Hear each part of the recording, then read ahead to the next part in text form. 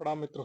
वंशज चिकित्सा प्रशिक्षण अभी इसको मैं कंटिन्यू रखूंगा और हमारे साथ में जो लोग ऑनलाइन चिकित्सा प्रशिक्षण ले रहे हैं उनके साथ में हम चर्चा और संवाद करेंगे। आप में से अगर कोई भी लोग सीधे जुड़ना चाहता है तो जूम लिंक जो है ना, हमने कमेंट में सुबह से 3-4 बार फेसबुक आईडी पर डाल दी है, तो जो वो लोग चर्चा कर रहे हैं आप उनके साथ में सुन सकते हैं।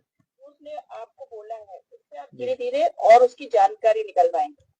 तो जितना आप रोगी को जानोगे उतना ठीक है। अच्छा आप ट्रीटमेंट कर पाओगे। अभी ये मेरा स्क्रीन शेयर चल रहा है, आप लोगों को दिख रहा है क्या चार्ट वाला? गुरुजी ठीक है, चलिए। अच्छा, यहाँ जो लोग भी बोलेंगे वो कोशिश करेंगे कि अपना वीडियो ऑन करें संभव हो। दूसरा ये है कि आप अपना वीडियो को हटाएं नहीं, ठीक है, हिलाए नहीं। सीधा सही है कि फोन को आप स्टैंड पर रखेंगे, ठीक है। तो अभी मैंने जो बात की है सबसे क्रॉनिक यानी बात, पित्त और कफ, दो चीजें हैं जो महत्वपूर्ण हिस्सा यहाँ पर होगा। जब भी हम किसी भी बीज को जमीन में बोते हैं तो बीज जब अंकुरित होता है तो वो अपनी दिशा सीधा ऊपर की तरफ लेके आता है या जमीन के नीचे पहले जाता है? किसकी तरफ जाता है? जबकि आना उसको किधर है? ऊपर आता है। आना उसको ऊपर है लेकिन वो सबसे पहले जमीन के नीचे जाता है, ठीक है। तो अब नीचे जाने के लिए क्यों वो नीचे जा रहा है? पहले वो क्या समझता है कि जहां पर मैं हूं उसके नीचे क्या है, ठीक है। जब हम यानी हमारे नीचे का मतलब हमारे अंदर क्या है, वो दाएं बाएं भी जा सकता है, नहीं पहले अपने पैरों को ही वो देखता है, नहीं हमारे नीचे क्या है, मेरा जो अस्तित्व है। नीचे जाने का मतलब मेरा जो अस्तित्व है वो किस पर टिका है, हमें पहले उसको समझना है। अगर हमने अपने उस अस्तित्व को नहीं समझा तो आप ये चीजें भूल जाइएगा कि कभी भी हम बाहर की चीजों को समझ नहीं सकते। मैं क्या हूं, आपने देखा होगा कि बहुत सारे लोगों की मान सम्मान जो होता है या समाज में या घर में पूछ या आव भगत होती है, किसके लिए? सुंदरता की वजह से। कितने प्रतिशत? 1-2%। वही आव भगत या पूछ जो होती है वो उनके गुण धर्म की वजह से होती है। तीसरा, वहां पर उनकी जो पूछ या उनकी जो आव भगत या उनका जो मान सम्मान वो होता है उनकी पद प्रतिष्ठा के लिए। ये 3-4 कारण ही हैं। इन 3-4 कारणों में से एक भी कारण स्थायी नहीं है। सुंदरता आज है, कल नहीं भी रहेगी। पद प्रतिष्ठा आज है, कल नहीं भी रहेगी। ज्ञान आज आपका है, क्या कल वो रहेगा या नहीं रहेगा? वो तो रहेगा ही रहेगा। लेकिन दिमाग में कभी कुछ बात एक अलग है कि आप पथ भ्रष्ट हो जाएं तो नहीं कह सकते, अन्यथा वो ज्ञान आपको रहेगा। यानी ज्ञान है तो मुक्ति है। तो ज्ञान होना बहुत ज्यादा जरूरी है। और ज्ञान का मतलब क्या है कि आप चीजों को अगर समझ रहे हैं। किसका ज्ञान? तो हमें हमारे जीवन का जो मूल ज्ञान है वो क्या है वो हमें थोड़ा सा समझना पड़ेगा। तो सेम हमारी जो प्रवृत्ति है वो एक पौधे की तरह कि हम जिस पर टिके हैं उसका अस्तित्व क्या है, ठीक है। उसको हमें समझना होगा कि वो अस्तित्व आखिर है क्या। मतलब कितना सरल है, यानी मेरा अपना कुछ नहीं है। जो शास्त्रों में लिखा है, तो जो शास्त्र हैं हमारे वो आपको जमीन से जोड़ते हैं। किससे जोड़ते हैं? एक अनाज की तरह जमीन से जोड़ते हैं। शास्त्रों का अध्ययन करने वाले लोग अगर धर्मशील है यानी अपने कर्तव्य का निर्वयन कर रहे हैं कि मेरा कर्तव्य क्या है। जैसे कि मैं एक प्रमाण आपको दूं, शनि ग्रह जो है वो कौन से तत्व में है? सब लोग जानते हैं शनि वायु में है। शनि वायु है या वायु को कंट्रोल करता है? स्वयं में क्या है वो?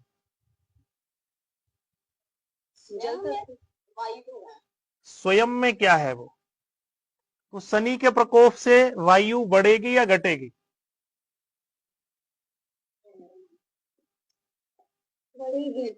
जैसे अभी हमारे साथ में कुछ ज्योतिष के आचार्य भी होंगे अभी बढ़ती है वायु से। अच्छा, शरीर यानी ब्रह्मांड का सबसे दूरस्थ ग्रह क्या है? कौन सा है सबसे दूरस्थ ग्रह? यानी जो सौर मंडल है, उस पूरे सौर मंडल में जो सबसे आखिरी परत में जो राउंडिंग कर रहा है वो कौन सा ग्रह है? शनि। यानी शनि का जो क्राइटेरिया है, शनि का जो दायरा है वो सबसे बड़ा है, उसका जो समय है वो सबसे ज्यादा समय उसको लगता है। एक राशि में उसका भ्रमण काल कितना होता है? 12 साल। 12 साल 30 महीने होता है एक राशि। कोई बात नहीं, ये देख लेना, क्योंकि हम उसमें अगर हम जाएंगे तो थोड़ा सा गड़बड़ होगा। ठीक है, यानी सबसे ज्यादा समय वो लगाता है क्योंकि उसका क्षेत्रफल बड़ा है। तो जिसका क्षेत्रफल बड़ा है तो वो किसको कवर कर रहा है? वो स्वयं में क्या है, यानी स्वयं क्या है? आकाश। जो बड़े क्षेत्रफल को कवर कर रहा हो, देख रेख कर रहा हो, जो बड़े क्षेत्रों के काम कर रहा हो, वो स्वयं में क्या है? आकाश। स्पेस। स्पेस मतलब आकाश। और आकाश जो है, एक छोटे से ट्यूब में हवा भरी आपने, वही हवा एक बड़े ट्यूब में आप भर दो तो उस हवा का कोई अस्तित्व रहेगा? स्पेस किसको न्यूट्रल करता है? वायु को। वायु को। स्पेस अगर आप बढ़ा दो तो वायु जो है, हवा जो है, उसका अस्तित्व खत्म हो जाएगा। तो शनि वायु का कंट्रोलर है, ना कि स्वयं में वो वायु है।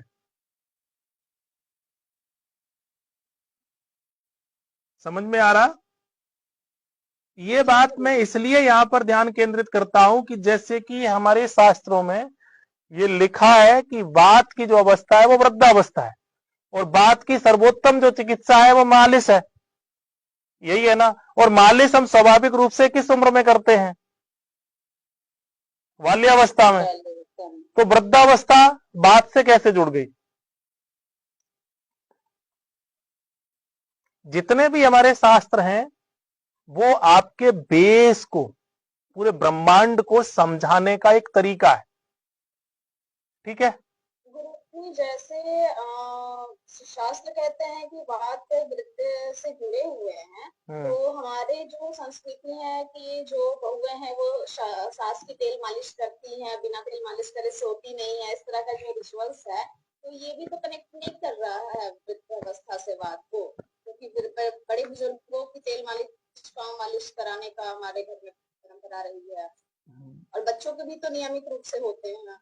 ठीक है, बहू सास की करे न करे, अगर आपने बच्चे की मसाज करने में चूक कर दी तो उसका जीवन कैसा होगा? हाँ, वहाँ प्रभाव अधिक पड़ेगा, यहाँ प्रभाव कम पड़ेगा। वहां प्रभाव, बाल्यावस्था में प्रभाव अधिक पड़ेगा अगर चूके गई तो। ठीक है, तो अब इसको हम बात को कैसे समझे? बात को हम वृद्धावस्था से जोड़ें या युवावस्था से जोड़ें या बाल्यावस्था से जोड़ें?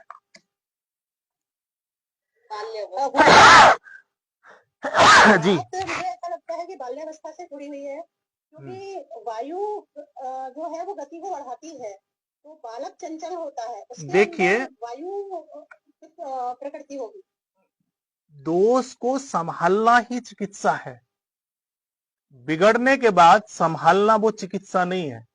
तो जो आपकी ऊर्जा है वो उसको संभालने में लग जाएगी, तो जो आपका कैरियर है ना, जो आपका खुद का व्यक्तित्व निखारने का जो ऊर्जा लगनी चाहिए वो आपकी खत्म होगी, और इसके बाद जब आपकी वो ऊर्जा उसको संभालने में, आप यानी ठीक करने में अगर आप लगाएंगे, तो फिर आगे का जो लक्ष्य है वो भ्रमित हो जाएगा। ठीक है, और भ्रम जो है वो जल तत्व विकृत होगा, और इस हमारे पूरे ब्रह्मांड में जल कितने अधिकता है, कितनी है जल की अधिकता? 1/3, 70%। यानी 1/3 बाकी की चीजें हैं, बाकी 3 हिस्से में जल ही जल है। और जो चीज विकृत हो रही है, अगर खराब हो रही है, तो वो फिर उसकी पार्टी में जाएगी जिसकी संख्या ज्यादा है, यानी भ्रम। ठीक है, तो भ्रम लोगों में बढ़ चुका है। ठीक है, उम्र भी कम हो रही है, वृद्धावस्था के लक्षण जल्दी आ रहे हैं। और हमने उन्नति कितनी कर ली है, एक वीडियो मैंने शेयर किया था कि आजकल के युवाओं ने इतनी उन्नति कर ली है कि जो हमें 50 साल के बाद मिलना चाहिए था, 60 साल पे मिलना चाहिए था, वो हम 10, 15, 20 साल में ही क्या अचीवमेंट हमने क्या किया है। जो हमें 50 साल मेहनत करने के बाद मिलता था, 60 साल के बाद, 70 साल के बाद, वो आज हम 20 साल में क्या घुटना दर्द, कमर दर्द, सिर दर्द, नींद ना आना, ये कितनी उम्र के बाद आपको मिलते थे? 60-70 साल के बाद ही तो मिलते थे। और आज हम लोगों ने कितनी उन्नति कर ली है, 15, 20, 30 साल में ही प्राप्त कर लेते हैं। तो उन्नति के पथ पर तो हम बहुत आगे हैं।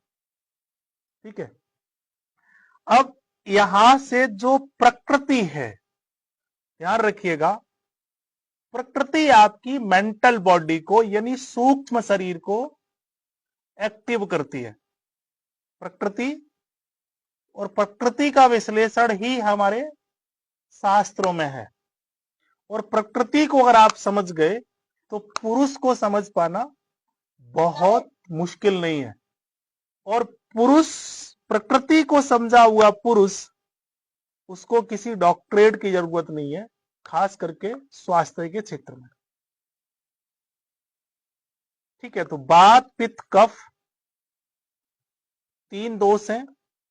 तो वात को हमें सुधारना है बाल्यावस्था में। ठीक है, तेल, मालिश, अभ्यंग इत्यादि जो करना है वो बाल्यावस्था में करना है। और बाल्यावस्था में यह बताया जाता है किसी भी चीज के कुछ रूप होते हैं, वो विषय वस्तु आप खाएंगे या लगाएंगे। तो बाल्यावस्था में तेल, घी खाना वर्जित बताते हैं कि अभी तेल या घी इस बच्चे को ज्यादा मत खवाओ। ऐसा मानते हैं, कितनी माताएं मानती है इस चीज को? बाल्यावस्था में बच्चे को घी, लौनी ये बहुत कम खिलाते हैं, लेकिन तेल, मालिश बहुत ज्यादा करते हैं। तो बात जो है वो बाल्यावस्था में है। बाल्यावस्था में हमें किस चीज का ध्यान रखना है? तो बात, पित्त और कफ। और पित्त जो है हमारा वो युवावस्था में है, कफ जो है वो हमारा वृद्धावस्था में है। ठीक है, यहां पर शास्त्र का मत और मेरा थोड़ा सा, क्योंकि ये प्रैक्टिकल ज्ञान है, ये जीवन जीने के लिए प्रयोग में है। ठीक है, बंदूक को छुपा के रखा जाता है, लेकिन जब चलती है तो जग जाहिर हो जाती है। ठीक है, रोग को दबाने के तरीके या ठीक करने के तरीकों में भिन्नता है। इसी तरीके से इस विज्ञान को समझने का जो कला और तरीके हैं वो एकदम भिन्न हैं। जिस तरीके से आज हमारे देश और समाज में इन चीजों को बताया या समझाया जाता है, उससे एकदम अलग है। और उसका प्रमाण यह है कि ज्यादा से ज्यादा पढ़े लिखे लोग, एक से एक हाईएस्ट बुद्धि के लोग, स्वास्थ्य को ठीक करने में, समाज को ठीक करने में, संस्कृति को ठीक करने में, सभ्यता को ठीक करने में, अवस्था को ठीक करने में, चमक लाने में, जवान दिखने में, अच्छा खाने में, एक से एक बड़ा पढ़ा लिखा होशियार व्यक्ति लगा हुआ है। लेकिन परिणाम कितने आ रहे हैं? क्या परिणाम आ रहे हैं? नहीं आ रहे हैं। इसका मतलब यह है कि हम जो कर रहे हैं, जो खा रहे हैं, जो पी रहे हैं, जो हम चीजों का निर्वयन कर रहे हैं, जो तरीका है हमारा, वो ही उल्टा है। कम से कम किसी ना किसी का तो, किसी साधु, बाबा जी, मठ का, मंदिर का, ब्राह्मण का, किसी धर्म गुरु का कोई ना कोई तो तरीका ऐसा होता जो लोगों को ठीक कर देता, तन से या मन से। लेकिन कर नहीं रहा। उसका कारण सिर्फ क्या हो गया है कि जो धर्म गुरु थे हमारे यहाँ, जो धर्मशास्त्र थे उनको पढ़ने का जो तरीका है वो हम बिना समझे, और समझ आप कैसे सकते हो, जब आप प्रकृति के साथ में जुड़ जाओ। अब आप प्रकृति और मिट्टी की बात करो, जल तत्व की और पृथ्वी तत्व की बात करो, ठीक है, और आप बैठे हो एयर कंडीशन कोठी में, क्या समझ में आएगी? क्योंकि पृथ्वी यानी सानिध्य से आपके शरीर में कुछ एंजाइम एक्टिव होते हैं, ठीक है, सानिध्य से। जैसे आप सानिध्य में गए, कुछ एक्टिविटी आपकी इंटरनल बॉडी करती है, वो बिना सानिध्य के कर नहीं सकती है। तो बात यानी बाल्यावस्था, सीधा सा आप नोट कर सकते हैं इसको। तो अब हमें पहले समझना पड़ेगा, यानी अवस्थाएं को तो हम समझ गए हैं। तो पित्त हमारा किससे बनता है और कफ हमारा किससे बनता है? जैसे कि कफ, कफ कफ सीधी सी अगर मैं बात करूं तो कफ का सीधा संबंध किससे है? लंग्स से, फेफड़े से है। अगर फेफड़ों ने काम करना बंद कर दिया तो जीवन मुश्किल में होगा ना। और जीवन मुश्किल में होने का खतरा, एक बड़ा बूढ़ा 70-80 साल का मर गया तो ज्यादा मुश्किल काम है, या कोई 20-22 साल का युवा मर गया? किस पर ज्यादा गंभीर कष्ट दुख और होगा हमें? 20-22 साल का, क्योंकि वो उस अवस्था में नहीं था। अब उसके जो लंग्स है वो कमजोर हो गए, वो कफ के प्रभाव में आ गया है, तो वो तो मर गया, तो कोई मुश्किल काम नहीं है। तो वृद्धावस्था में हमें ध्यान रखना है कफ का, कि कफ हम पर हावी नहीं हो, ठीक है। और बाल्यावस्था में हमें ध्यान रखना है कि हम पर बात हावी नहीं हो, ठीक है। और युवावस्था में ध्यान रखना है कि हमारा पित्त हावी ना हो। अब यहां पर पंचतत्व चिकित्सा की मैं बात करूंगा, यानी तत्वों की बात करूंगा। तो कुछ लोग वात प्रधान है, कुछ लोग पित्त प्रधान है, और कुछ लोग कफ प्रधान है, ठीक है। तो वात पित्त और कफ, यानी उनका जन्म जो है, तत्व जो है वो वात प्रधान है, किसी का कफ किसी का पित्त। इसको हम धीरे धीरे आगे समझेंगे, लेकिन सबसे पहले जो हमें समझना होगा वो ये समझना होगा कि ये सिद्धांत क्या है। बाल्यावस्था में अगर आपकी कहीं हड्डी टूट गई, मोच आ गई, कहीं मुड़ गया, कुछ और हो गया, तो रिकवरी अच्छी होगी। या फिर आपकी वृद्धावस्था में कहीं हड्डी चोट मोच आ गई तो ज्यादा अच्छी रिकवरी होगी। रिकवरी कब, किस पर ज्यादा, किस उम्र में? और बच्चे तो बताते भी नहीं है कि मुझे कहीं चोट लग गई है, गिर जाते वापस उठ जाते हैं। और बड़े बूढ़े थोड़ी सी भी अगर लग गई तो बाइंग में उनकी हालत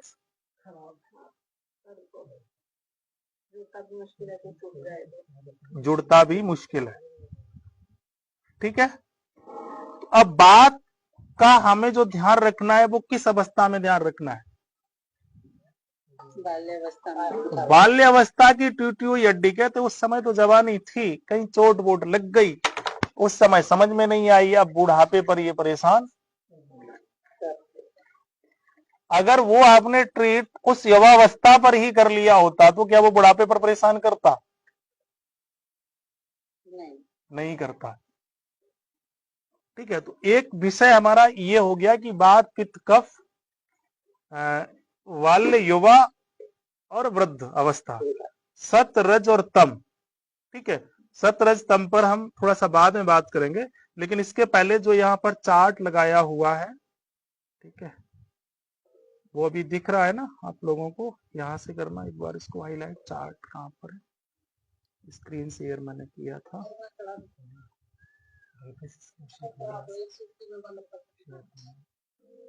मैंने किया हुआ था,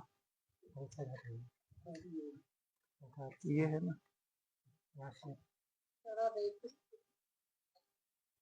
अभी दिख रहा है चार्ट क्या हमारा? ठीक है, मुझे नहीं दिख रहा अभी। हाँ, मिनिमाइज करो। चार्ट तो दिख रहा है अभी, बस मुझे भी दिखना चाहिए। बस यही खेल है कि जो हमें दिखता है वो दूसरे को नहीं दिखता है, जो दूसरे को दिखता है वो हमें नहीं दिखता है। तो अभी हमारे सिस्टम पर हमें नहीं दिख रहा है, और हमें जब तक नहीं दिखेगा ना तब तक हम आपकी कोई मदद नहीं कर सकते हैं। जो हमें दिखता है वो सबको दिखता है। हाँ, सोच ये होती है। सोच ये होती है कि जो हमें दिख रहा है वो सबको दिख रहा है। आ तो रहा है, ये हट रहा है। यहाँ पर एक साइड वो आता था और एक साइड वो आता था। हाँ, चलिए अभी दिख रहा होगा चार्ट, ठीक है।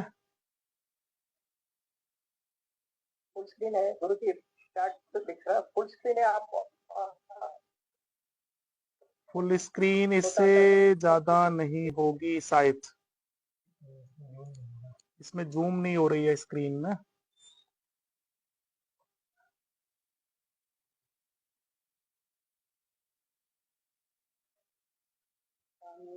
आप मुझे भेज शेयर कर दूं। हाँ, मैं आपको भेजता हूँ, ठीक है। मुझे भेज दो, मैं शेयर कर दूं।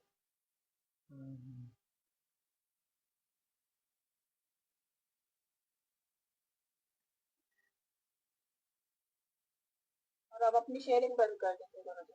यहाँ से अपनी शेयरिंग बंद करेंगे, टेलीग्राम मुझे दीजिएगा।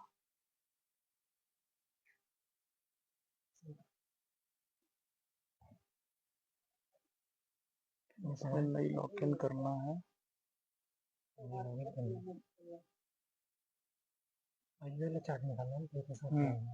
ठीक है, अभी ये देखिएगा कि दो दिशाएं हमारे पास हो गई हैं। पहले तो हम शरीर को थोड़ा सा समझ लेंगे, एक चीज। दूसरा ये है कि हम बात पित्त कफ के आधार पर तत्वों को समझो। अभी किधर चलना अच्छा रहेगा, आप लोगों का क्या मंतव्य है उधर बताएं। दो विषय हो गए हैं यहाँ पर।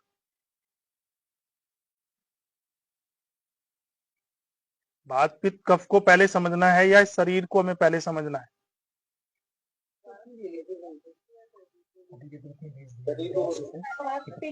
अभी वाला जो ग्रुप है मीनू दीदी, उसमें भेज दिया गया है वो चार्ट को, और आप उसको जो है ना एक बार लगा दो। मैं यहाँ से स्क्रीन शेयर बंद करूँ?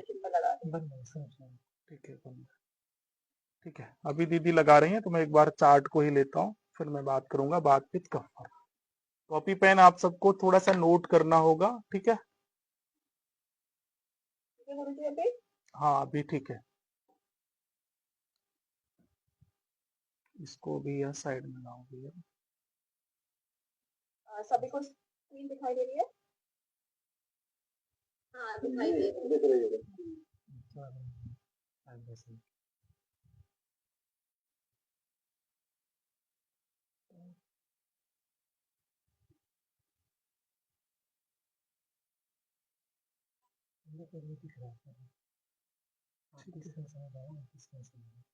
ठीक है, चलिए तो अभी इसको थोड़ा सा हम समझेंगे।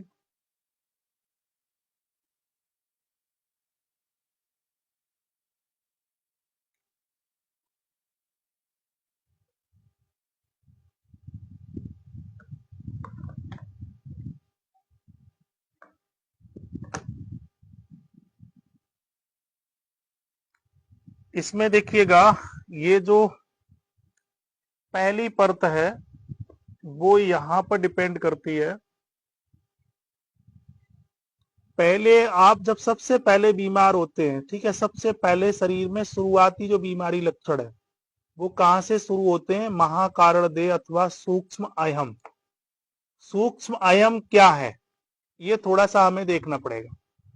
यानी सीधी सी मैं बात करूं तो ईश्वर से विलग होने की भावना, ठीक है। ईश्वर से, और ईश्वर क्या है? ईश्वर को हमने आपने से किसी ने नहीं देखा।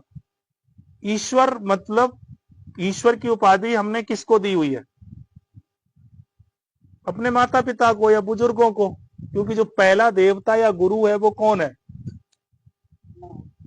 माता पिता है। और इनको हमने पहला भगवान समझा, यानी उनसे अलग होने की। तो जो माता पिता भगवान है वो हमें कैसे जो है ना करते, यानी अयम अयम हमारे अंदर आ गया कि मैं जो कुछ कर रहा हूं वही सर्वोत्तम है। तो यानी ईश्वर से अलग होने की जो भावना प्रबल जैसे ही आपकी हुई, तो आप समझ लीजिएगा कि अब आपकी पहली परत ये टूट जाएगी। ठीक है, दूसरी परत टूटने का, अब उसमें बहुत सारी चीजें हैं, मैं आपको बताऊं। माता पिता की जो परंपरा थी पहली, और यहां पर मैं बात को भी जोड़ता हूं, वायु। तो बात जो तत्व है, यानी बात जो दोष है, वायु जो है, सीधी सी बात करूं तो दो तत्वों से मिलकर के बना, यानी बात दोष जो है वो दो तत्वों से मिलकर के बना है। पहला जो तत्व है वो आकाश है और दूसरा वायु। आकाश और वायु के मिश्रण को, जहां पर आकाश और वायु दो चीजें हैं, ठीक है, वहां पर उसको हम क्या बोलते हैं, बात। ये लिख लेंगे। ठीक है, और मैं कई बार अक्सर ये बोलता हूं कि जो रोग, जो बीमारी, जो समस्या आपकी गंभीर है, उसको देश काल परिस्थिति के द्वारा आप ठीक करो, क्योंकि ये देश काल परिस्थिति से ही हमारी बीमारी आई है। ठीक है, और जो बीमारी देश काल परिस्थिति से ठीक नहीं हुई है, वो आप ये ध्यान रख लेना, कभी भी किसी भी दवा, गोली, इंजेक्शन से ठीक नहीं हो सकती। आप में से बहुत ऐसे लोगों के अनुभव होंगे जो ये कहते हैं कि मैं मायके चली जाऊं, या बुआ के यहाँ, या फूफा के यहाँ, या कहीं और, तो मैं स्वाभाविक रूप से ठीक हो जाता हूं या हो जाती हूं। ऐसे कितने अनुभव हैं आप लोगों के? अगर स्थान आपका बदल जाए तो आप ठीक होते हैं। गुरुजी, मेरी सिस्टर है, वे जब मुगलसराय में रहती है तो उनकी तबीयत ज्यादा खराब रहती है, लेकिन वो पंजाब चली जाती है तो उनकी तबीयत ठीक हो जाती है और खूब घूमती है। तो जैसे मुगलसराय आती है उनका फिर दर्द और पीड़ा चालू हो जाती है। ये मेरा अनुभव है। आपका नहीं है, लगभग सभी का अनुभव ऐसा ही है, ये ध्यान रखिएगा, सबका। देश काल परिस्थिति से लगभग 95% रोग ठीक हो जाते हैं। अब वो बात एक अलग है कि आपने उस परिस्थिति में 20 साल रहे और आप 10 दिन के लिए किसी देश काल परिस्थिति को आपने चेंज कर दिया। मेरे पास भी बहुत लोग आते हैं कि गुरुजी 10 दिन हो गए, अभी तो कुछ विशेष खास फर्क नहीं है, हमें बीमारी क्या है क्या ये पता ही नहीं है, समस्या कब बढ़ती घटती है ये भी नहीं पता है, कि जब आप आए थे तब क्या समस्या थी, कि ना ये जो रह गया वही मेरा मेन है। ऐसा ही होता है, यानी जब आए तो कुछ और, यानी जो चीजें आपने 20 साल में बिगाड़ी हैं वो 10-20 दिन तो उसके लिए शायद पर्याप्त नहीं होंगे। तो इसमें एक दूसरा विकल्प हमने जो तैयार किया है वो ये किया है कि आप पहले इसको सीख लो, सीखने के बाद कुछ समय के लिए इधर आ जाओ, बाकी के समय में आप अपने घर परिवार में उन चीजों को संभालते रहो और करते रहिएगा। तो बात जो है वो बना है आपका आकाश और वायु दो तत्वों से, क्योंकि मैं 5 तत्वों की यहाँ बात करूंगा और 5 तत्वों के आधार पर ही चिकित्सा करूंगा। तो यहां पर जो इस शरीर में पहला भाव दिख रहा है, ईश्वर से बिलग। ईश्वर से बिलग का मतलब हम अपने माँ बाप की परंपराओं से अलग हो गए हैं, एक चीज। और आज का ईश्वर भी भ्रष्ट हो गया। पहले वाला ईश्वर अब नहीं रहा। ईश्वर की एनर्जी कुछ लोगों में थी, कुछ अवस्थाओं में थी और कुछ रिश्तों में थी। कैसे? बालक को आप जब भी छोड़ेंगे तो किसी कंजेस्टेड एरिया में आप छोड़ेंगे या बड़े से स्पेस में छोड़ेंगे? बालक कंजेस्टेड एरिया में रहना पसंद करता है या खुले स्पेस में? किसमें करता है? खुले स्पेस में। बालक कभी चुप बैठ सकता है क्या? कभी शांत बैठ सकता है? तो उसके अंदर यानी वो जो प्रारूप है, बालक जो है वो बालक नहीं है, वो बात दोष है। बात दोष का जीता जागता वो प्रमाण है, क्योंकि वो दोनों ही गुण उस बालक में है। और उस बात दोष को कंट्रोल करने का जो साधन है वो क्या है, ध्यान रखिएगा। अब अगर आपके पास आपके दो तत्व हैं, वायु और आकाश, तो आप क्या है? आप बात हैं। ये नोट कर लें, ठीक है। नाड़ी विज्ञान एक अलग है, वास्तु एक अलग है, ज्योतिष एक अलग है, आयुर्वेद एक अलग है, पंचकर्मा एक अलग है, पंच महाभूत एक अलग है। और इन सभी को समाकरण यानी सभी का जो अपने आप में समावेश बनाए हुए है। वो सिर्फ 5 तत्वों से ही इनका स्तंभ है। तो मैं बात पित्त कफ पर बात करता हूं, उसके आगे भी 4 कदम, उनके अंदर एक एक चीज का विश्लेषण करके हम आपको आगे चलेंगे और लास्ट में हम कोशिश और प्रयास ये करेंगे कि आपको उनको ठीक करने के लिए किसी विशेष औषधीय विकल्प की आवश्यकता ना पड़े, बशर्ते आप उसको समय दें जितना चाहिए। तो बालक जो है वो बात प्रदान है, यानी बात है स्वयं में, ठीक है। तो हमारे ईश्वर यानी हमारे माता पिता और बुजुर्गों ने पहली बीमारी है, ध्यान रखिएगा, क्या उन्होंने एक परंपरा बनाई थी, यानी आकाश और वायु। तो आकाश को कंट्रोल करने के लिए और वायु को कंट्रोल करने के लिए, तो आकाश जो है ना वो वायु को कंट्रोल करता है। आकाश वायु। बच्चे को ध्वनि बहुत पसंद है, बच्चे के पास कुछ ना कुछ ऐसी चीज होनी चाहिए जिसके अंदर आवाज आ रही हो। जैसे जैसे अवस्था से वो बढ़ता चला जाएगा, फिर उसको आवाज नहीं चाहिए। जब तक वो बिल्कुल अपनी बाल्य अवस्था में है, महीने 2 महीने 4 महीने 6 महीने, यानी ज्यादा से ज्यादा साल भर के ऊपर का बच्चा आवाज पसंद नहीं करता। ऐसा नोट किया? झुनझुना जो होता है वो कितने बड़े बच्चों को देते हैं? 4-6 महीने के लिए। यानी ध्वनि, यानी वो स्वयं में आकाश है। कब तक उसको झुनझुना देते हैं? कि जब तक वो चलना फिरना नहीं कर पाता है, जब तक वो एरिया को कवर नहीं, यानी यहां बैठा ला और वो आपके पूरे कमरे में जब घूम जाए, जब तक वो नहीं घूमता है तब तक वो झुनझुना, यानी उसको आकाश यानी शब्द उसके कान को एक्टिव करना है। और जैसे ही वो कमरे में घूमना फिरना कर लिया, यानी चलने फिरने लग गया, फिर उसको झुनझुना पसंद आता है क्या? खुला स्थान चाहिए। फिर उसे झुनझुना पसंद नहीं आएगा। फिर उसको क्या चाहिए? फिर उसको बहुत सारी चीजें चाहिए, बहुत सारी चीजें चाहिए, काम चाहिए उसको, क्योंकि वो वायु है। अगर काम नहीं मिला तो काम की परिधि एक अलग अलग है। और इस समय मैं मानता हूं कि सबसे जो मुश्किल भरा जीवन है, सबसे मुश्किल भरा जीवन है जब आप रिटायर हो गए घर से, परिवार से, नौकरी से, यानी आपकी जो वानप्रस्थ आश्रम की तरफ आप गए नहीं। अब आप पर ना तो घर के पूछ रहे, ना कोई घर की जिम्मेदारी, किसी भी प्रकार की कोई जिम्मेदारी नहीं है। वो अवस्था काटना दुनिया का सबसे बड़ा बन जाता है कि नहीं? क्या मैं सही कह रहा हूं? आप लोगों को समझ में आ रहा? यानी बात फिर बिगड़ता है जब आपके पास कोई काम, और कब बिगड़ता है? यानी कुछ क्रियाएं हैं, वो व्यवहार, वो क्रियाएं, वो विचार आप पर अधिकांश किस अवस्था में हावी होता है। आप अगर शुरू से सुनेंगे तो समझ में आएगा, और तो ही आप इसको जोड़ सकते हैं, ये ध्यान रखना। इसीलिए मैं कोशिश करता हूं, हमारे साथ में बहुत सारे लोग हैं, वो कहते हैं कि आप छोटे छोटे क्लिप बना के सोशल मीडिया पर डालो ताकि लोग जुड़ेंगे। लोग जुड़ेंगे वो हमारे किसी काम के तो नहीं होंगे।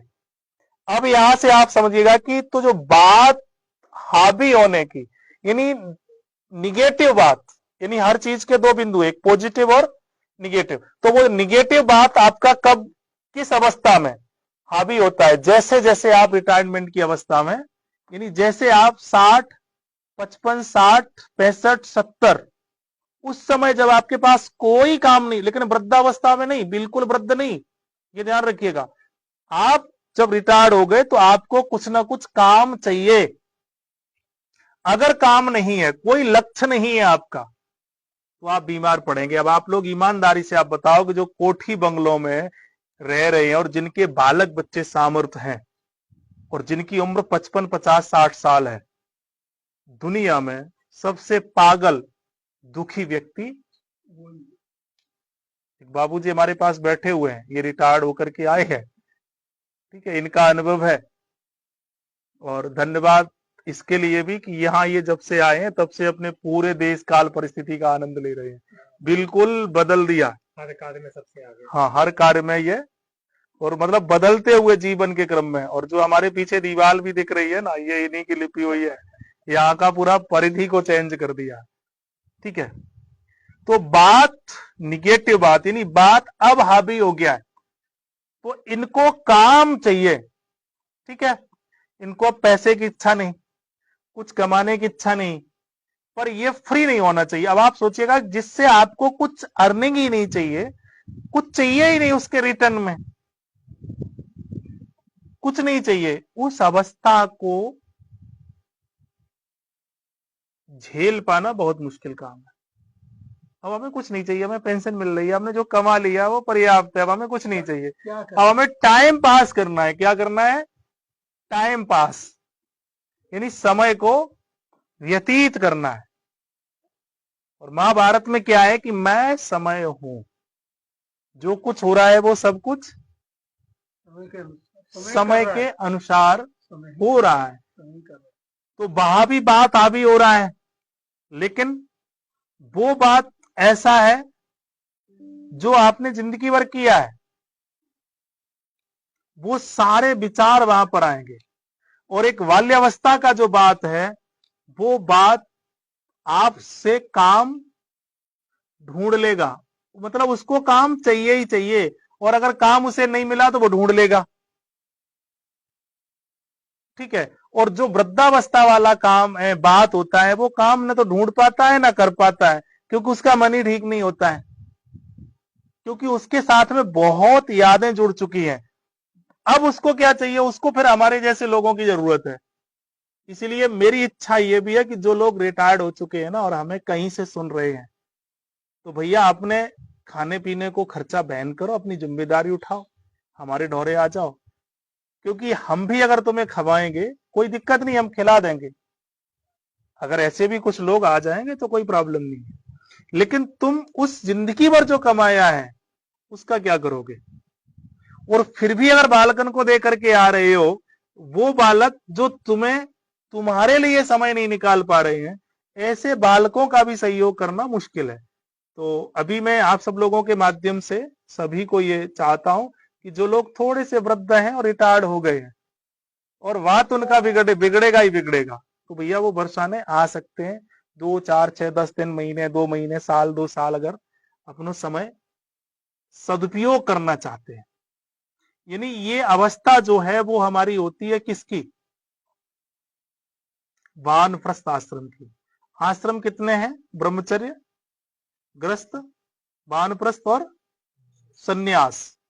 तो वानप्रस्थ में हम क्या करते हैं? वानप्रस्थ में हम वो करते हैं कि जिंदगी में जो चीजों की याद हमारे, जैसे मैंने शुरू में बोला था कि अगर आपके जीवन में कोई भी व्यवहार अगर आपके संपर्क में आ गया है तो वो आपकी मेमोरी में फीड हो जाता है। निरोधस्य चित्त प्रति यति योगा, यानी योग क्या है कि जो चित्त प्रति के अंदर भरा है उसको हमें हटाना है। हटाना है तो हमें उसके बिल्कुल विपरीत काम करना है, जो हमने किया है उसके ठीक उल्टा, मन भाव विचार से, खास करके विचारों, यानी वानप्रस्थ आश्रम है। तो यहां पर हमारी जो कोशिश है, यानी सभी के लिए साधारण है कि जैसे आप रिटायरमेंट की तरफ आप जाएं या जा रहे हैं, तो आप बिल्कुल ऐसे काम करो जो बिल्कुल आपके निजी स्वार्थ से, अब हमने अपने घर परिवार समाज या खुद के लिए किया है तो दूसरे के लिए भी कर सकते हैं। ठीक है, तो वहां पर बात को सहारा चाहिए। ठीक है, बात को संभालने के लिए सहारा चाहिए, और बाल्यावस्था में बात को संतुलित करने के लिए, यानी उसको हमें खत्म नहीं करना है, वहां पर हमें खत्म करना है बात को वृद्धावस्था पर, और बाल्यावस्था पर बात को सहारा देना है। तो मसाज से बात को सहारा मिलता है।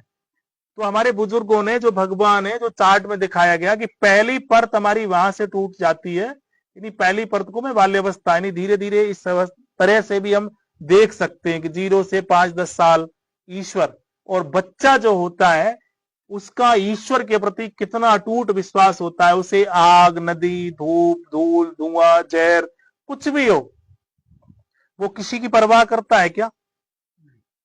ईश्वर पर इतना अटूट विश्वास होता है, और ईश्वर उसके आगे पीछे केयर करने के लिए पूरे घर को लगाए रखता है। तो बात विकृत ना हो, बात संतुलित रहे, तो उस बच्चे को कहीं कहीं तो 5-5 साल तक, नहीं तो 6-8 महीने, साल भर तो बच्चे को नया कपड़ा नहीं पहनाते थे। थी ये परंपरा।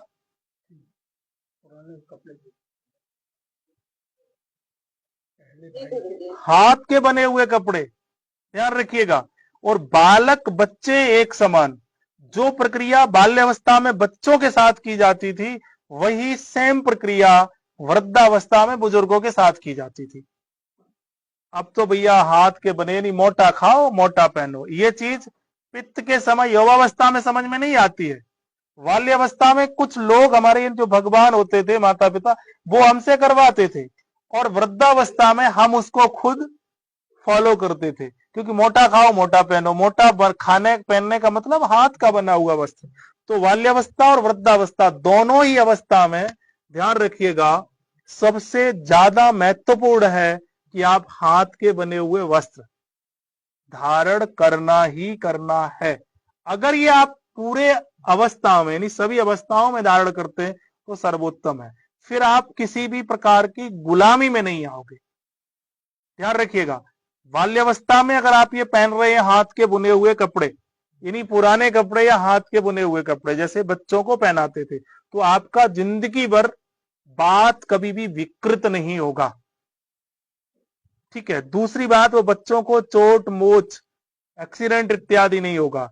और अगर वही वस्त्र वृद्धावस्था में आप पहनते हो तो आप गुलाम नहीं बनेंगे। किसके? जो ऐड आ रहे हैं हमारे फोन में, जो हमें दिख रहा है कि क्या घर में लाना, क्या नहीं लाना, कैसे जीना, क्या करना, यानी वो जो विचार हैं, जो समाज का माहौल है, अगर आप हाथ के बने हुए कपड़े पहनते हैं तो वो हावी नहीं होंगे। और वृद्धावस्था पर अगर आपने हाथ के बुने हुए कपड़े पहने, जो स्वाभाविक रूप से हमारे यहाँ परंपराएं हैं, तो फिर आप जो आपकी वृत्ति में घर कर गई चीजें हैं, दैनिक जीवन के, नहीं पूरे जीवन की जो क्रियाएं हैं, वो आपकी चित्तवृत्ति से निकल जाएंगी। नहीं, निरोधस्य इति योगा, यही योग है। जब वो सारी चीजें निकल जाएंगी, और उसके लिए कुछ साधन है, साधना, सानिध्य और हमारे संस्कार। संस्कार क्या है कि बाल्यावस्था के कुछ संस्कार हैं, कुछ वृद्धावस्था के हैं, कुछ आश्रमों के अलग अलग, यानी जितने भी मत पंथ संप्रदाय हैं सबके अलग अलग संस्कार है। संस्कार है ना, यहाँ पर यज्ञोपवीत संस्कार हो गया, यानी वो 16 संस्कार हैं। फिर अगर आप सन्यास किस संप्रदाय में जा रहे हो, वैष्णव संप्रदाय में जा रहे हो, गौड़ीय मठ में जा रहे हो, निम्बार्क में जा रहे हो, अलग अलग है ना, फिर उनकी सबकी अलग अलग वेशभूषा है, यानी वो भी एक संस्कार है। तो ये जितनी भी क्रियाएं की जाती हैं, जो हमारे दिमाग में चला है, उनको हम सबको भुला दें। और भूल कहां आप समझ सकते हो, आप रिलैक्स कहां रह सकते हो, जहां पर किसी भी प्रकार का आप पर कोई भी स्ट्रेस, अगर स्ट्रेस है तो क्या आप उन चीजों को भूल सकते हो? संभव है क्या? भूल सकते हैं क्या? नहीं। तो हमारी कुटिया का सबसे पहला जो नियम है कि कभी सो, कभी जगो और कभी खाओ। यहां पर कोई भी काम ऐसा नहीं है कि आप सवेरे जग जाओ, उठ जाओ। बाकी हर जगह जहां वृद्धाश्रम है, आश्रम है, संस्थान है, कहीं भी कुछ भी हो, वहां पर एक नियम है। नियम है। यहाँ तो जब तक तुम्हें 9 बजे 10 बजे नींद खुल रही है तब तक अपने सो, जब तक तुम्हारा मर्जी है तब तक आप जगो, जब मर्जी है तब आप गोबर की मिट्टी की लिपाई करो, जब मर्जी है तो आप झाड़ू लगाओ, जब मर्जी है तो आपको करना क्या है? वो कोशिश की है कि आप वो सारे कामों को, तो इन्हीं स्वतंत्रता अगर आपके जीवन में है, खास करके उस अवस्था पर जब आप किसी काम के, घर परिवार और समाज के नहीं रहे हैं, खास करके घर परिवार के, तो उस समय आप पर किसी भी प्रकार का स्ट्रेस नहीं होना चाहिए, खाने पीने सोने जगने किसी भी प्रकार का। और कर भला होगा भला, उस समय सेवा कर ले। अगर वही अवस्था को आपने सेवा बना लिया, ध्यान रखिएगा कि वृद्धावस्था पर अगर आप सेवा कर रहे हैं, ध्यान मन ध्यान में तो लगेगा नहीं, पूजा पाठ और जप में तो, क्योंकि वो जिंदगी भर की यादें हमारे दिमाग में घुसी पड़ी हैं, वो कभी भी निकल जगह ही नहीं रहती। जगह अगर आप पूरे दिन लगे रहे, जैसे अभी आप पूरे लिपाई ये सब कुछ की, कुछ याद आया घर परिवार का, यानी फिजिकल हमें लगना है। और ऐसा वृद्धावस्था में बताते हैं कि अवस्था अगर आपकी कमजोर हो रही है, कहीं भी कोई भी घुटना कमर कंधा यानी कुछ जाम हो रहा है, तो एक्सरसाइज आप करो, यानी लगे रहो, बैठो। अगर बैठ गए तो वो विचार हावी होंगे। तो इसलिए बुढ़ापे पर डॉक्टर इत्यादि सब कहते हैं कि इसकी थोड़ी सी तेल मालिश, इसको हिलाते रहो। मतलब मालिश की इतनी जरूरी नहीं है, लेकिन आप चलते रहो, चलते रहोगे तो शरीर एक्टिव रहेगा, और शरीर जब एक्टिव रहेगा तो फिर आपको दर्द और तकलीफ यानी वो ऑर्गन आपका जाम नहीं होगा। इसके ठीक अपोजिट देखो, वो जो वृद्धावस्था से अपोजिट में जो बाल्य अवस्था है, उस समय माता पिता भाई बहन जितने भी आपसे बड़े हैं, वो आपको किसके लिए फोर्स करते हैं? शांत हो जा, चुपचाप नहीं बैठा जाता, तो चुपचाप बैठ, एक जगह बैठ, हमेशा यही फोर्स होता है उस पर। और वृद्ध आदमी है, कोई 60-65 साल का है, उसको हमेशा फोर्स करते, घूम आया करो, तुम पूरे दिन बैठे रहते हो, थोड़ा सा घूम भी आया करो। मतलब दोनों ही बात में है, एक को हमें फोर्स करना पड़ रहा है, किसके लिए? कि तू चुपचाप बैठ, ये मत करो, और दूसरे को हमें फोर्स करना पड़ रहा है बात ही। लेकिन एक बात कम है और एक बात ज्यादा है। एक को हम पैदा करना चाह रहे हैं, एक से हम फायदा लेना चाहते हैं, और एक से हमें, अगर वो बैठ गया एक ही जगह, अगर बड़ा बूढ़ा बैठा रहा, तो घर वालों को डर है कि कहीं जगह कमर कंधा घुटने जाम हो गए तो हमें सेवा करनी पड़ेगी। चलते रहोगे तो चलते रहने का मतलब, अब कहां चल सकते हो और काम क्या सब करना है। और आप ध्यान रखिएगा कि आप ऑफिस में, और आपने बड़ी सी कोठी और बंगला और गाड़ी और घोड़ा और घर मकान दुकान और बहू और बिटिया और नाती और पोते, वे कहा करेंगे? तुम्हारे पास काम ही नहीं है, सवेरे उठो तो पार्क जाओ, फिर सवेरे संजा को फिर पार्क जाओ। अब तुम कहा रोटी बनाना सको, रसोई में तुम्हें घुसन नहीं दी है, जो पता नहीं जगह हाथ गंदे संदे हैं, इसको मत छूने दो, ये नहीं कर सकता है। कपड़े लत्ते तुम धुल नहीं सकते हो, गोबर मिट्टी लगा नहीं सकते हो, और कहा कर सकते हो? काम कुछ करने नहीं देंगे, तुम जाओ बाहर ही घूमो, बाहर ही घूमो। भयंकर बोरियत होती है। लेकिन हमने क्या कोशिश की है, शायद इससे नहीं आपको दिखेगा, क्योंकि हमारे पास ये अभी मेरे पीछे भी दिख रही होगी गोबर मिट्टी की दीवार है ना, हमने ये बड़ा सा एक सिस्टम इस तरीके का बना रखा है। और यहां पर जो पहली चिकित्सा है वो यही है कि यहां आने के बाद आपको फ्री नहीं बैठने देंगे, क्योंकि बात के सबसे ज्यादा रोग बढ़े हुए। बात का रोग बढ़ने का मतलब, अगर आपके बॉडी में कहीं दर्द है तो आप समझ लो बात का रोग है। और उसका रोग खाली खोपड़ी शैतान का घर, बेकार अगर बेले आप बैठ गए। नहीं, बात को कंट्रोल करना है विचारों से या व्यवहार से। तो व्यवहार का मतलब आप चलते फिरते रहो। अब आपका बात कौन सा बिगड़ा है, बाल्यावस्था वाला या फिर वृद्धावस्था वाला? बढ़ाना है। दोनों अपोजिट हो गए हैं। बाल्यावस्था में हमें उसको कंट्रोल करके रखना है, और वृद्धावस्था में उसको स्वतंत्र छोड़ना है। अपोजिट होता है ना, बड़े बूढ़े से कहते हैं घूम फिर आओ, और बच्चे के कहते हैं कि तुम थोड़े से। मेरी समझ में आ रही है बात भैया, जो लोग भी ऑनलाइन हमारे साथ जुड़े हैं?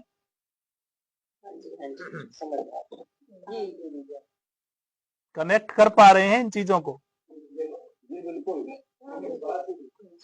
चलिए, इसका पालन करने में है सक्षम?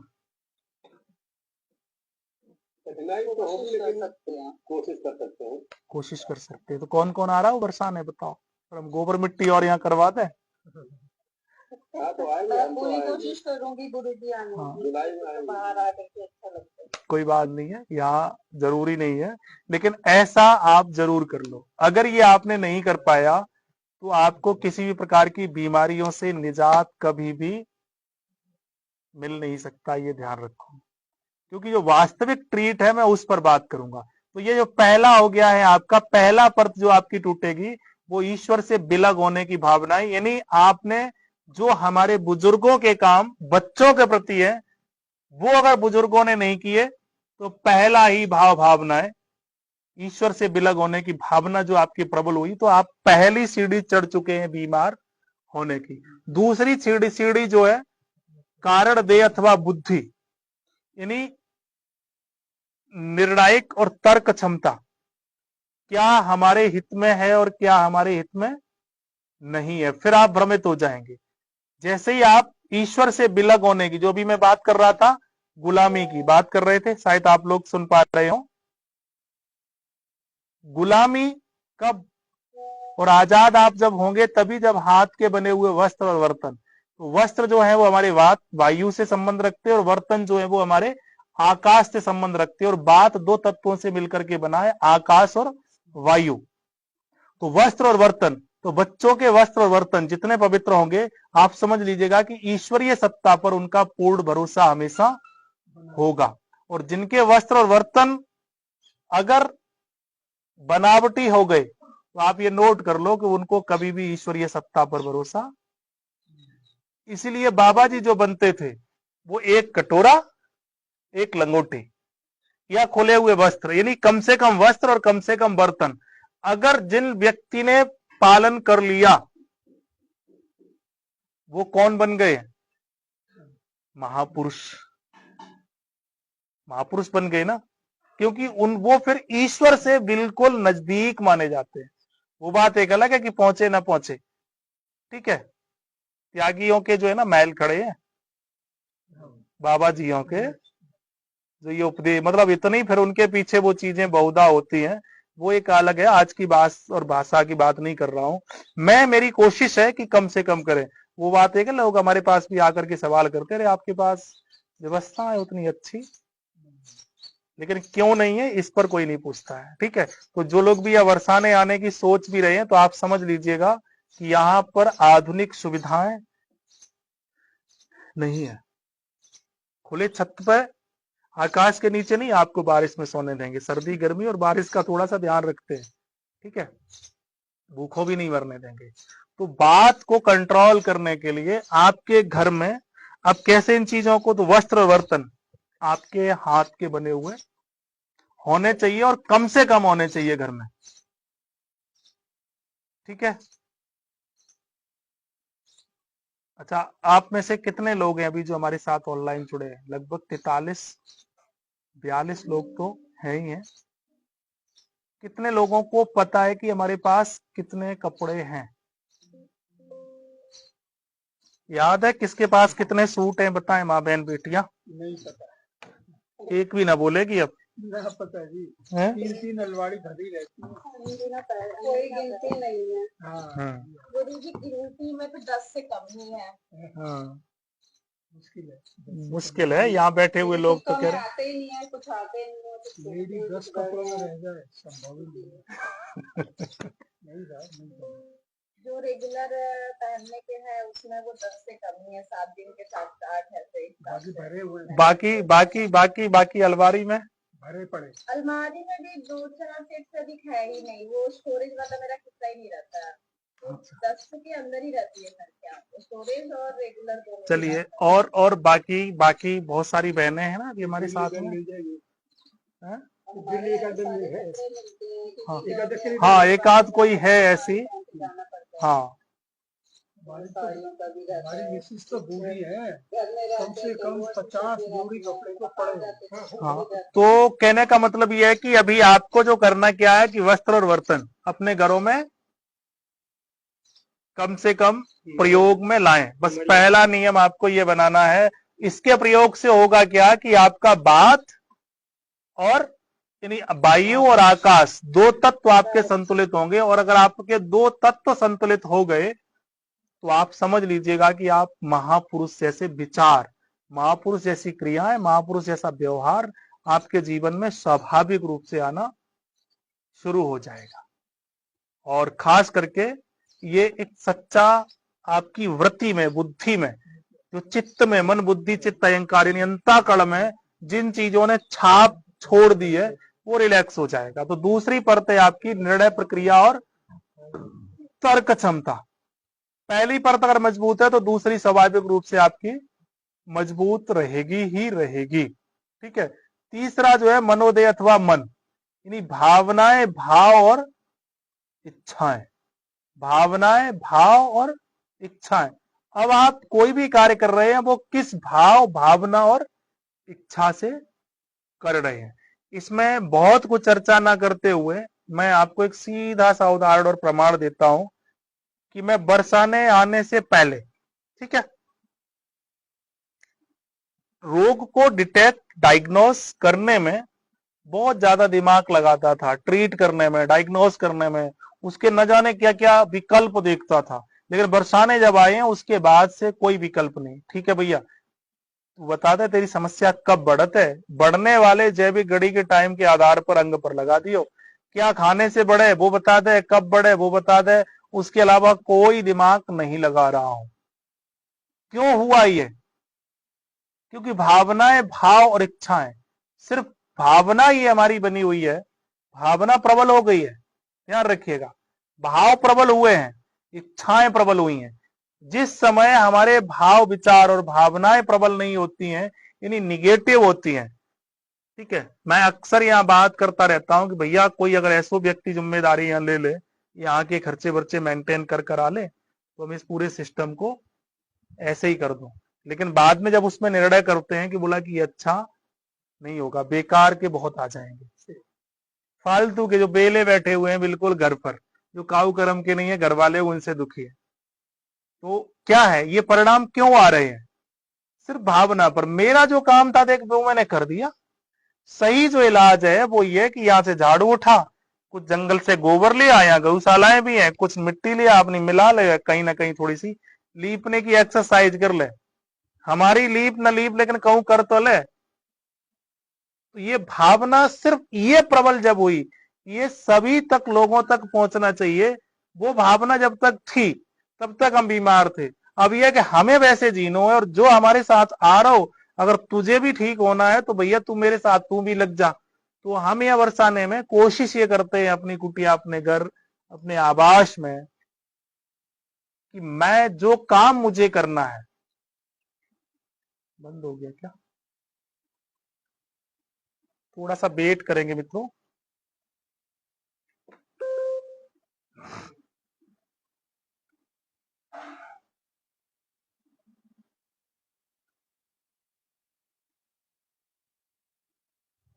थोड़ा सा वेट करेंगे, जो लोग भी अभी हमारे साथ इंस्टा या फेसबुक पर हैं। लाइट चली गई थी ना, थोड़ा सा वेट करेंगे, बस 1 मिनट का। और कोशिश करिएगा आप सब लोग अभी क्या नोट बना रही हैं या नहीं। दूसरा, ये प्रशिक्षण हमारा जूम मीटिंग पर चल रहा है। अगर आप में से किसी भी भाई बहन को इसको कंटिन्यू रखना है तो यहाँ पर आपको एक नंबर मैंने शेयर किया हुआ है, आप उस पर भी सीधा संपर्क कर सकते हैं। ठीक है, और ये सत्र शाम को फिर होगा और कल भी ये होगा, उसको आप ज्वाइन कर सकते हैं। इस पर जो लाइव चल रहा है हमारा फेसबुक पर, वहां नाम नंबर डाल देना वो दीदी वाला।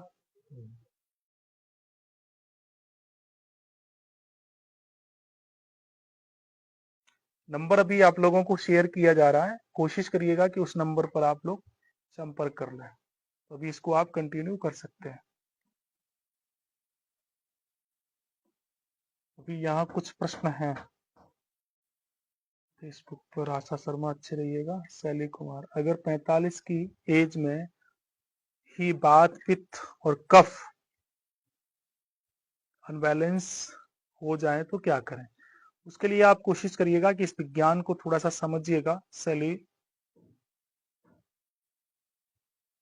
समझेंगे और अपने विषय को अगर आप रखेंगे तो दोबारा से करेंगे। चलिए, बर्तन बने हुए, हाथ से बने हुए, आप उनको लाइए, उनको प्रयोग में लाइए। क्योंकि अभी आप देखो, ठीक है, इसको ऐसे रहने दीजिएगा। नहीं, हाथ से बने, क्योंकि जैसे कि आपकी कढ़ाई है, पहले जमाने में क्या होता था, वो लोग कढ़ाई को हाथ से ठोकते थे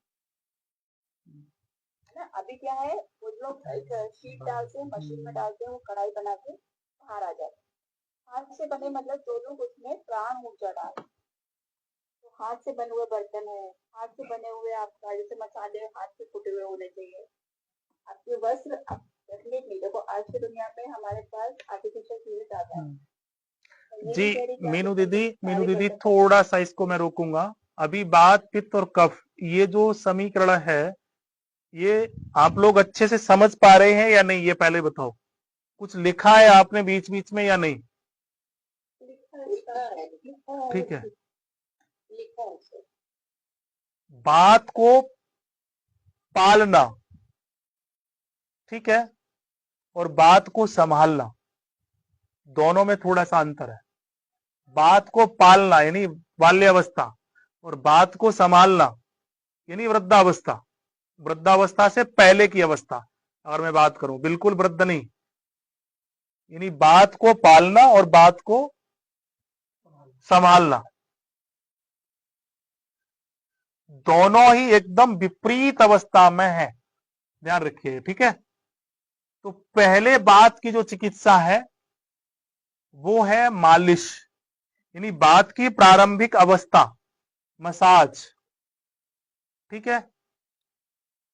अगर बात को पालना है इसीलिए मसाज करना, किसी भी दर्द में मालिश करना, ये मेरे सिद्धांत में अच्छा नहीं है, सभी के लिए नहीं है, बाकी कुछ कुछ परिस्थितियों में उसको हम बदल सकते हैं, लेकिन आम धारणा ये बन गई है कि बस दर्द है तो मालिश करो, दर्द है तो मालिश करो। अब ये देखना पड़ेगा कि हमारा जो दर्द है वो दर्द पालने वाला है या संभालने वाला है।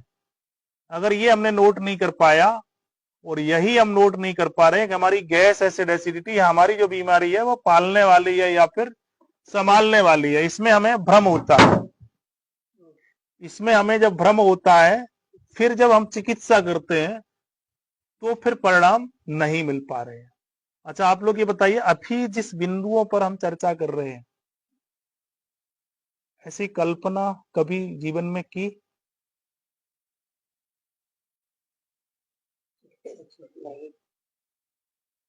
वैसे आप सब लोग पढ़े लिखे हैं? नहीं करी गुरुजी। इसमें थोपा तो नहीं जा रहा है ना, ये आपके सारे जीवन के क्रम से जुड़ा हुआ, सारे का पूरा सिद्धांत या जो भी सत्र है वो आपके जीवन से जुड़ा हुआ है ना, ठीक है। ये हमें सीखना है, ये हमें समझना है।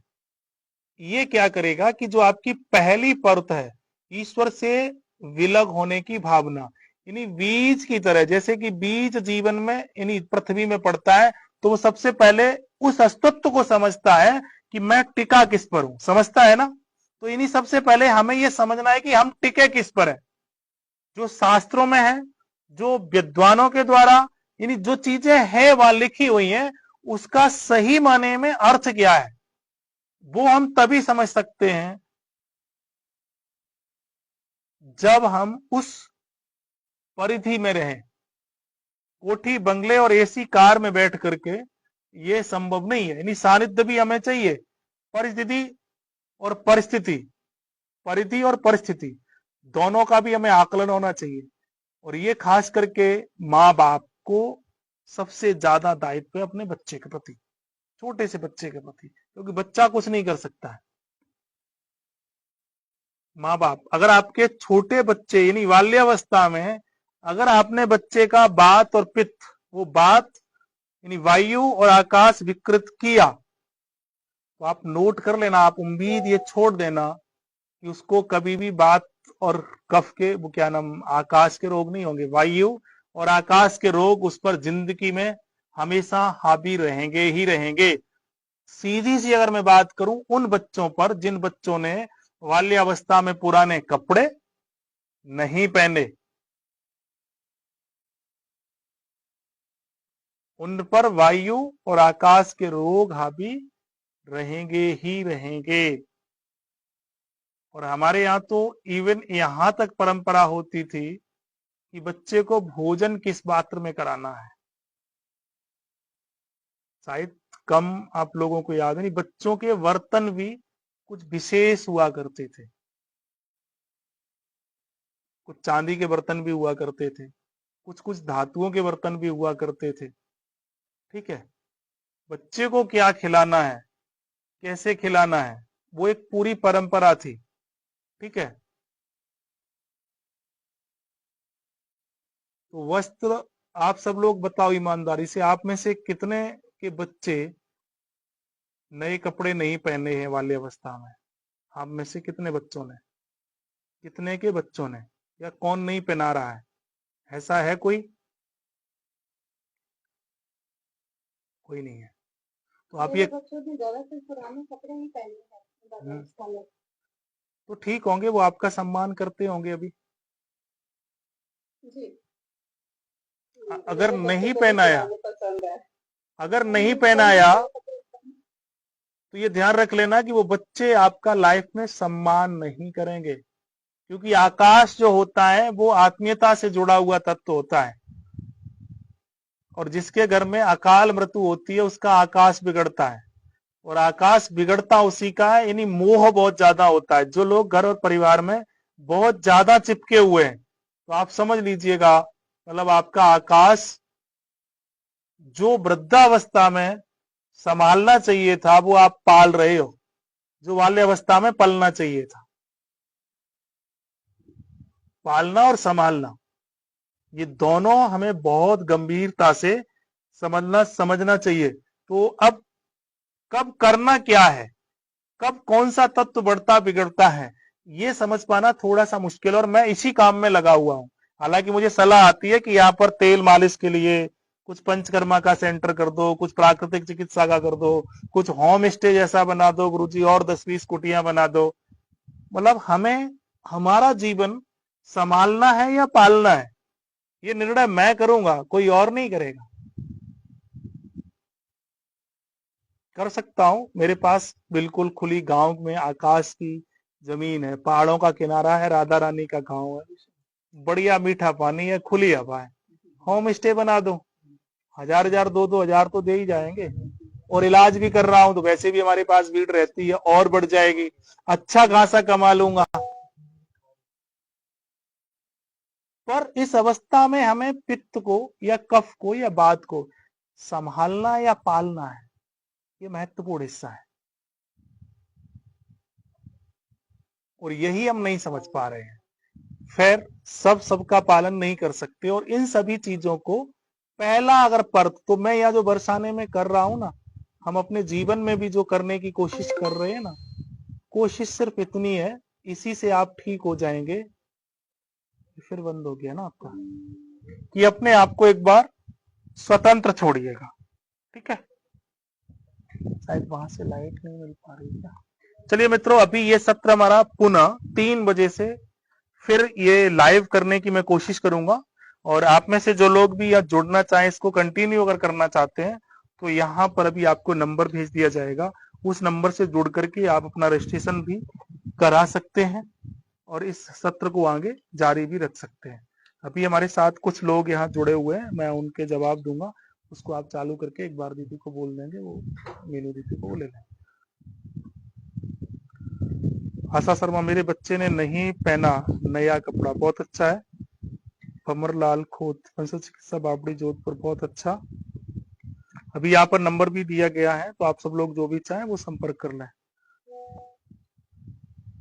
मधु शर्मा जी, गुरु जी बहुत कम है कपड़े मेरे पास, बहुत अच्छा है। सनातनी है, हम सादा, दंडवत प्रणाम भैया, अच्छे रहिएगा। ठीक है, यहाँ पर अभी बहुत से लोगों के कुछ कुछ प्रश्न भी हैं, अभी मैं उन पर चर्चा विशेष नहीं करूंगा, बस अभी सत्र को करना एक हमारा भी लक्ष्य और टारगेट है। तो जो लोग भी चाहते हैं वो लोग हमारे साथ प्रशिक्षण सत्र में आ जाएं, या नंबर भी दिया जा रहा है, आप चाहें तो उस पर संपर्क करना है।